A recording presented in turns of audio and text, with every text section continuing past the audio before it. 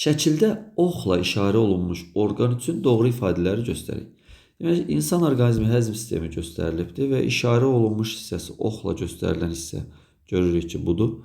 Və burada doğru ifadələri bizim üçün deyir tapın. Daxili sekresiya vəzisidir. Təbiidir ki, şəkildə nə göstərilib? Birinci bunu göstərək sizə.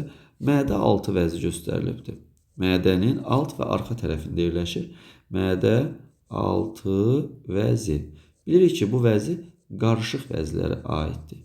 Qarışıq vəzi həm daxili sekresiya məhsulu hazırlayır, hormon, həm də xarici sekresiya məhsulu və bunu 12 barmaq bağırsağa axacaqları ilə ötürür. Daxili sekresiya vəzisidir, bu səhvdir. Axarları 12 barmaq bağırsağa açılır. Bəli, 2 axacağı vardı.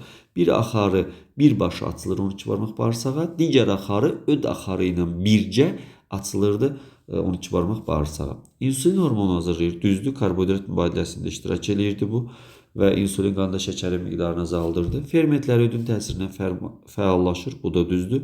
Fermentlər qələvi mühit yaradaraq fəallaşdırırdı onları.